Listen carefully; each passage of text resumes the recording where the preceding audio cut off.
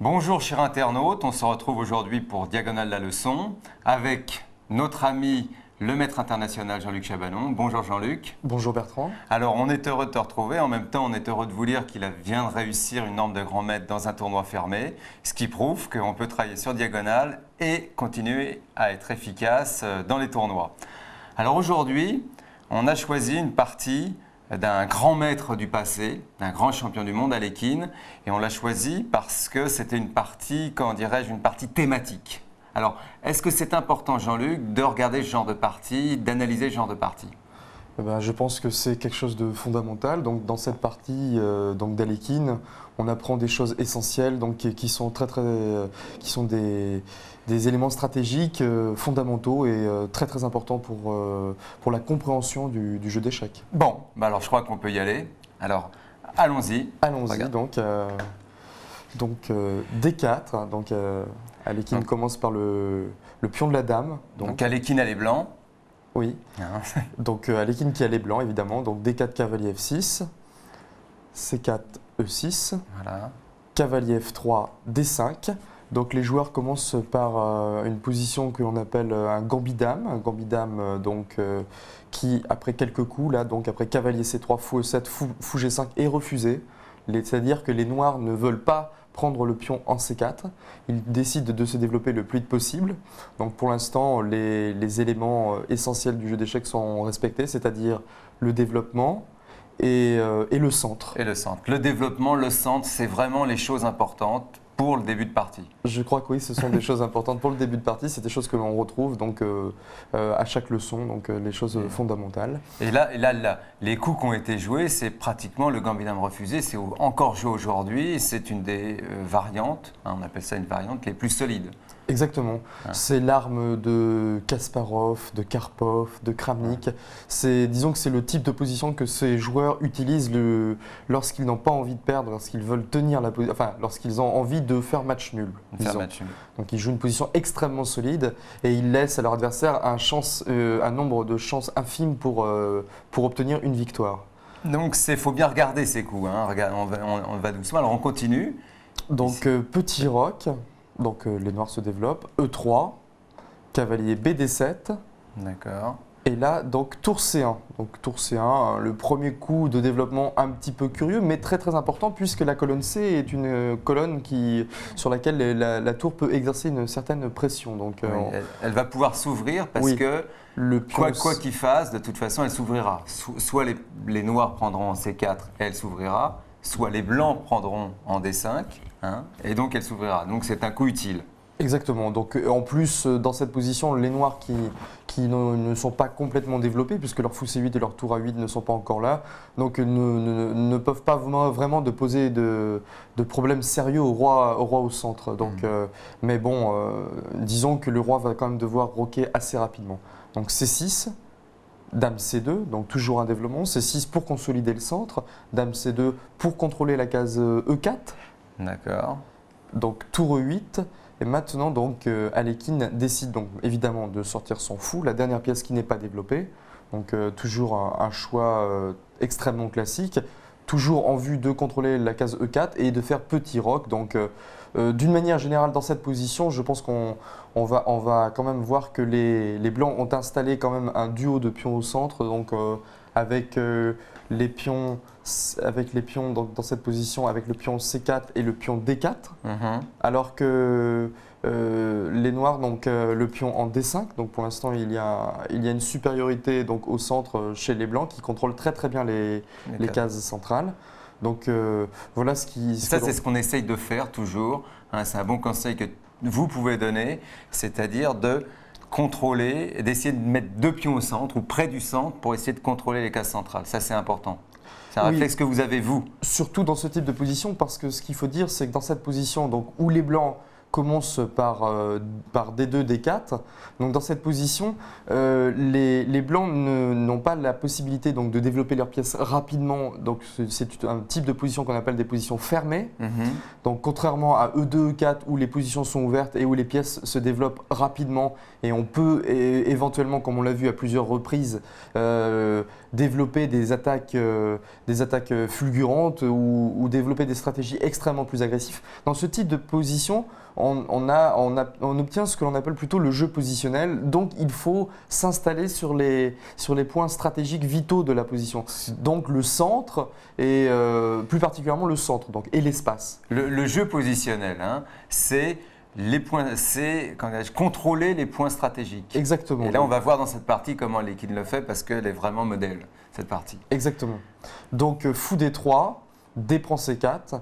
Donc, dans cette position, les noirs décident donc d'abandonner donc, provisoirement donc, le centre. Le mot provisoirement est important. Le mot provisoirement est important parce que quand on joue D prend C4 aux échecs, quand on échange ce pion, donc là, on laisse aux blancs la possibilité donc, d'installer ce duo de pions, c'est-à-dire le pion D4 et le pion E3, donc de les installer éventuellement en E4, de faire un petit peu ce qu'ils veulent au centre. Les pions en face, on a les pions C6 et E6 qui sont, il faut le dire, en attente d'une libération.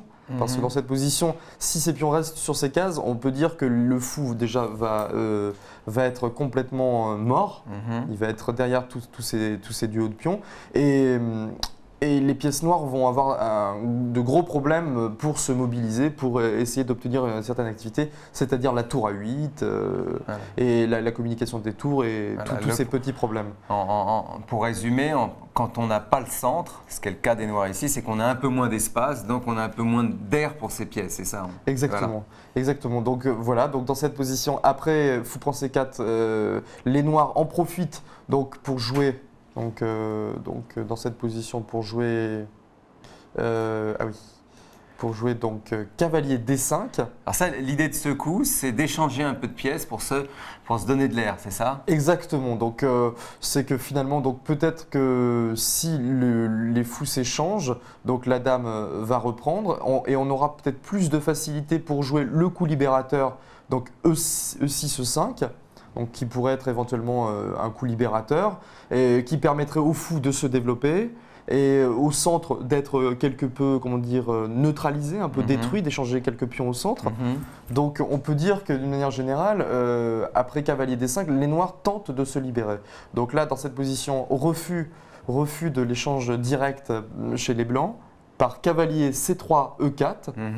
Donc là, c'est une manœuvre qui est un petit peu tactique et un petit peu positionnel. Donc, ça pose, je crois que là, Alekhine pose une sorte de piège stratégique, c'est ça? Oui, Alekhine commence à préparer donc, quelques pièges stratégiques. Donc le cavalier très très bien placé au centre. Donc le cavalier donc, au centre qui a des vues donc, sur ces cases assez faibles. Donc on va prendre la case D6, la case C5, donc le cavalier qui contrôle très très bien ces cases. Éventuellement, le cavalier donc, peut revenir sur la case G3 et permettre la poussée du pion en E4. Et aussi donc, le cavalier qui a plusieurs fonctions, qui peut aussi, donc, après l'échange des fous, en général, on prendra plutôt avec ce cavalier, mais jouer un rôle très très important pour l'attaque du pion H7, une attaque directe. Et éventuellement, donc, trouver quelques compensations tactiques dans cette position. Donc plein de possibilités. Ça protège le fou G5 avec aussi. ce cavalier. Évidemment, le cavalier protège très très important. Il faut défendre ses pièces, donc le cavalier défend le fou G5 qui était attaqué donc 2 fois par le fou et la dame. Donc voilà la possibilité de prendre ce fou. Donc voilà le rôle de ce cavalier au centre. En plus, comme les pièces blanches sont mieux organisées, il n'est pas nécessaire d'échanger ces pièces. C'est une chose importante. Je pense que lorsqu'une pièce est bien placée et qu'en face, l'adversaire propose d'échanger une pièce qui est mal placée ou qui gêne les pièces adverses, il vaut mieux ne pas l'échanger. Donc là, ça, c'est la règle que vous donnez, c'est-à-dire quand il y a une proposition d'échange, on regarde quelle est la meilleure pièce des deux. Exactement, exactement. Par exemple, là, pour expliquer un petit peu plus clairement, donc on va revenir à cette position. Je vais enlever un petit peu toutes ces étoiles. Donc, un coup plus tôt, donc dans cette position, ce que je voudrais donc expliquer, c'est que dans cette position, lorsque le cavalier vient sur E4, dans cette position, si on échange les cavaliers en D5 par exemple, donc dans cette position, après cavalier prend D5, on va imaginer par exemple E6 prend D5, les fous qui sont alors en prise doivent s'échanger, donc on doit prendre le fou en E7 et bouger le fou. Après quoi, les noirs vont jouer cavalier D7 F6, on arrête la variante ici. Ouais. Le bilan, c'est que les noirs sont quasiment développés, contrôlent bien le centre, et les blancs n'ont tiré aucun avantage de leur position. On peut dire qu'ils ont fait des fautes fondamentales, des fautes assez bêtes, alors qu'en jouant cavalier E4, donc en jouant le coup qui a été joué par Alekhine, le cavalier contrôle des cases stratégiques importantes, et les noirs, pour l'instant, ont toujours donc ce duo de pions, disons plutôt passif par rapport à ce duo de pions, moins dynamique, ne peuvent pas se libérer sur E5 parce que le cavalier et le pion D4 contrôlent, et actuellement ne peuvent pas se libérer sur C5 parce que le cavalier et éventuellement ses pièces sur la colonne C contrôlent. Donc les noirs ne peuvent pas se libérer au centre dans cette position. En plus, on peut dire que ce cavalier en D5 à n'importe quel moment peut être attaqué par le pion E, revenir sur des cases et donc manquer un petit peu de cases, de cases clés où il pourrait contrôler très très bien la position. Donc là, on va continuer, mais dans cette position, on peut dire que les blancs ont un petit avantage d'ouverture. D'ailleurs, cette position chez les experts est une position qui donne un léger avantage blanc sans problème. Donc F5. Alors F5, ça, il faut que tu commandes ce coup. Voilà, donc ça, c'est un coup impulsif, ça. C'est un coup impulsif, donc F5, un coup qui est à la base, qui est destiné donc au contrôle de la case centrale E4, mais malheureusement un coup qui casse, qui ne respecte pas les règles fondamentales, donc c'est-à-dire le développement. Les noirs ne développent pas leurs pièces. Et également, dans cette position, les noirs affaiblissent leur structure de manière importante. C'est-à-dire le pion E6 se retrouve extrêmement faible. Donc F5, un coup qui, si les noirs sont extrêmement bien développés, peut être justifié, mais qui, dans ce cas-là où les noirs n'ont rien développé du tout, est un affaiblissement pur et simple. Et là, ce qui est génial, parce que nous, on connaît un peu la partie, c'est qu'Alekhine va pratiquement ne jouer que sur les faiblesses occasionnées par ce coup. Oui, dans cette position, Alekhine va tout simplement essayer finalement de simplifier la position, puisqu'actuellement les noirs ont créé donc des faiblesses chroniques, des faiblesses chroniques dans leur position. Et alors, il faut voir que en mettant un pion sur la couleur du fou. Alors ça, première. Donc le mauvais fou, comment la règle pour savoir si on a un bon fou ou un mauvais fou? Voilà. Une des règles essentielles, c'est de voir dans un premier temps le nombre de pions qui sont sur les cases du fou. Donc là, comme le pion F5 et le pion E6 sont sur la case du fou, on peut considérer qu'il est mauvais. Et dans un deuxième temps aussi, regarder le nombre de cases sur lesquelles le fou peut jouer. Alors là, dans cette position, je pense que quand le fou peut jouer sur la case D7 uniquement, on peut dire que ce n'est pas un fou qui, pour l'instant, n'est pas extraordinaire. Donc ça, c'est les deux choses essentielles. Premier problème de ce coup, c'est que ça crée un fou pas fantastique. Oui, on peut dire que le fou est pas terrible. Bon.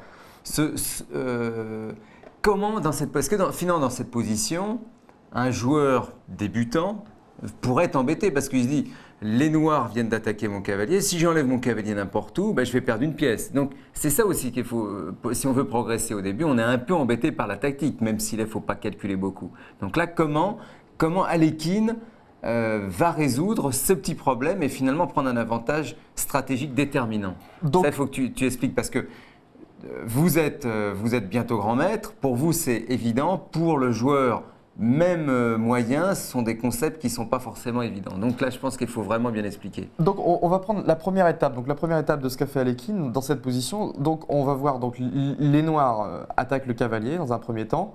Mais il faut regarder la position, c'est-à-dire il faut regarder les nombres de pièces en prise. Donc dans cette position, le cavalier est en prise, mais le fou E7 est en prise. Donc si on bouge le cavalier, il faut voir que le fou E7 peut prendre le fou en G5, auquel cas le cavalier reprendra en G5. Donc on va juste mettre quelques petites flèches. Donc sur cavalier revient sur cette case en D2 par exemple.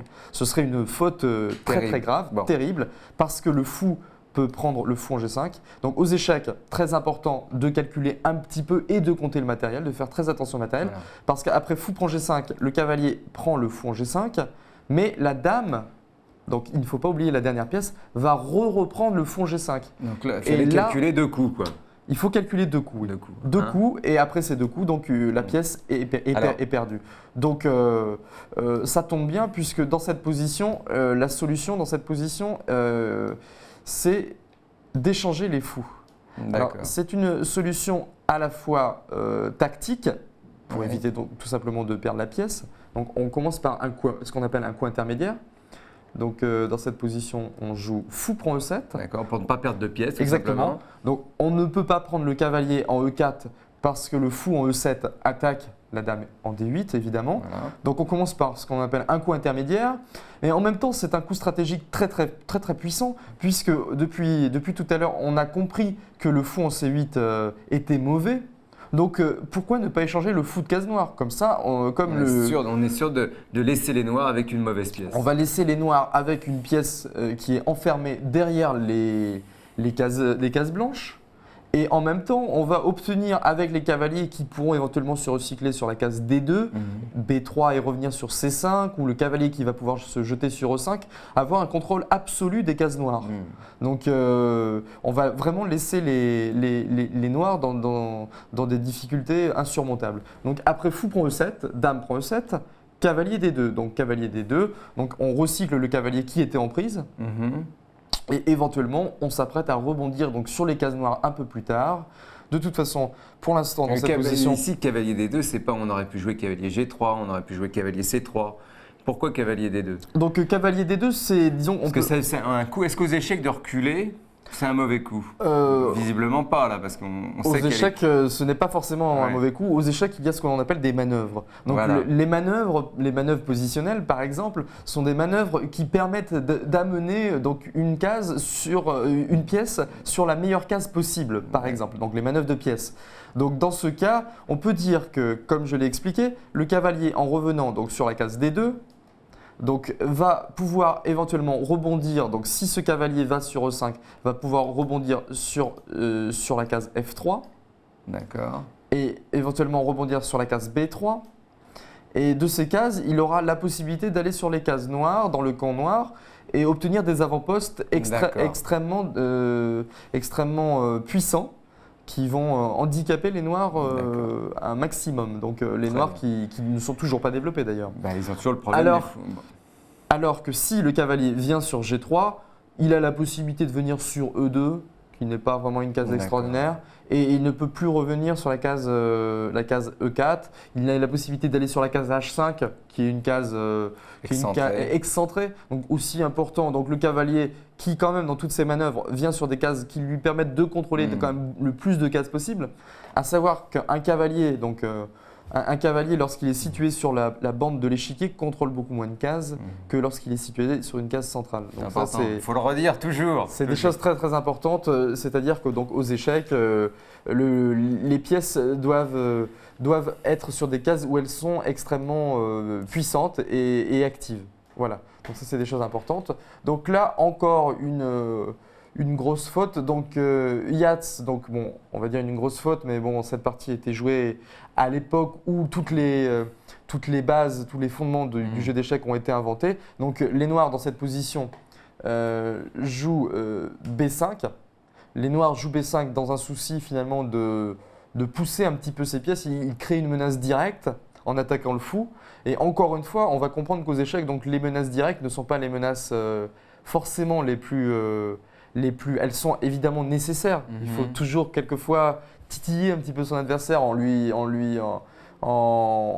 faisant des petites menaces. Mais ce sont plus particulièrement des habitudes de petits joueurs Il faut faire attention à ces coups de pion, quoi. qui sont un petit peu malins, disons, qui de temps en temps essayent d'attaquer un fou ou attaquer une pièce. Mais il faut aux échecs surtout jouer très stratégique. Et donc dans cette position, donc, en attaquant le fou, évidemment on menace le fou, mais ce qu'il faut voir c'est qu'on met encore un pion de plus sur la couleur du fou C8. On ne développe toujours pas les pièces. Donc la punition approche dans cette position. Et en plus, on affaiblit donc quelque chose de très important, c'est que dans cette position, les noirs affaiblissent donc la fameuse colonne C. Deuxième avantage. Voilà, donc là maintenant, Ouais. après avoir obtenu donc, le contrôle des cases noires, l'enfermement du fou, le meilleur développement, on obtient la colonne C. Voilà. Donc Trois éléments. on peut dire que ce sont des éléments très très importants et on peut aussi dire qu'un joueur qui en 13 coups obtient autant d'avantages ne peut être que champion du monde. Ouais. Donc c'est-à-dire qu'il y a une différence de niveau entre les deux joueurs qui est très importante, ce qui rend d'ailleurs la partie d'autant plus instructive puisqu'on va voir l'exploitation donc, de toutes ces forces dans la position.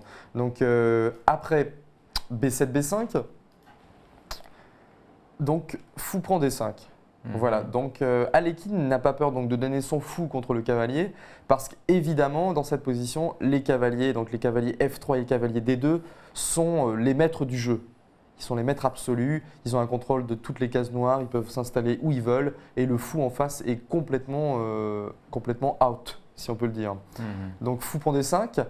Alors là, donc, dans cette position, il faut reprendre le fou en D5.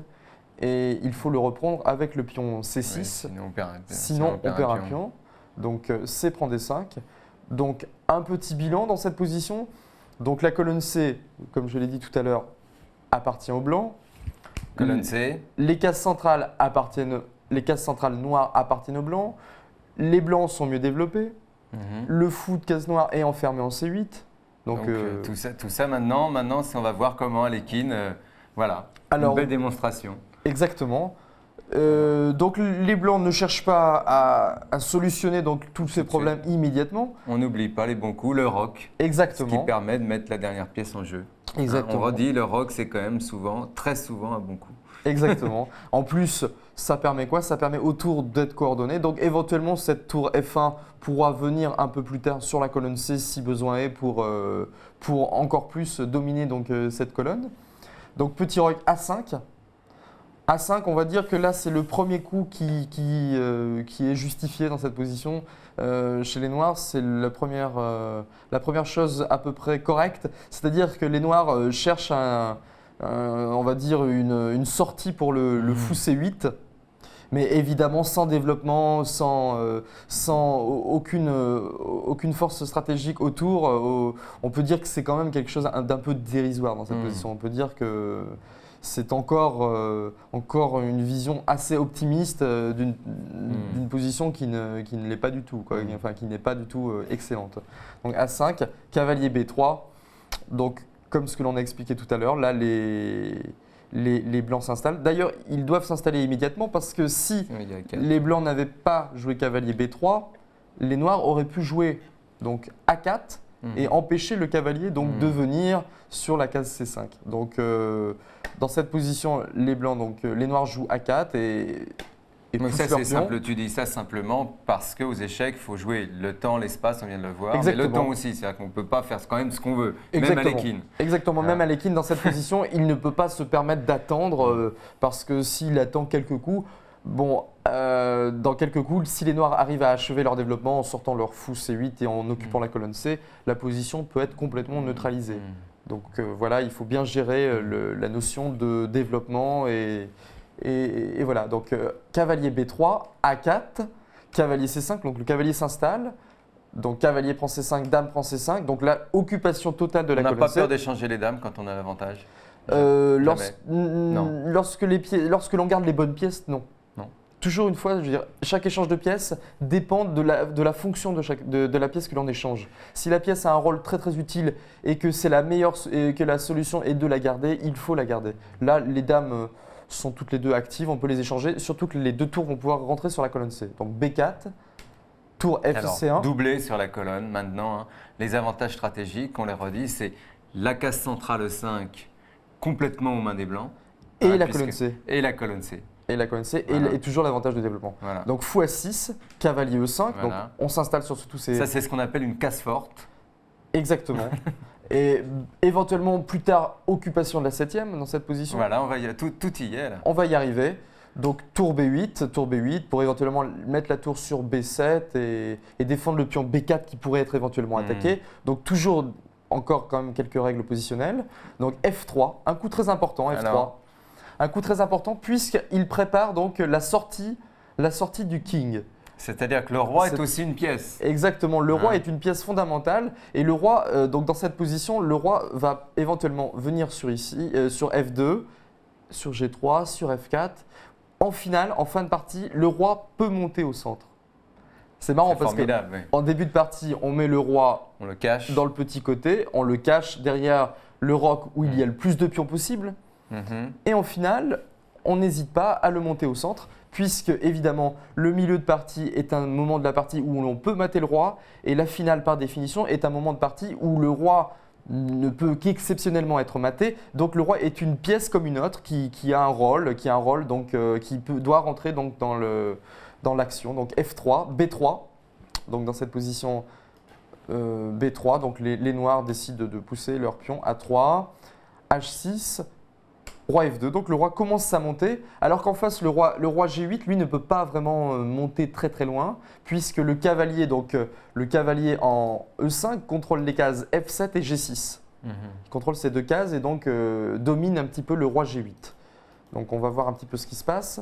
Roi dans cette position, donc roi H7, H4.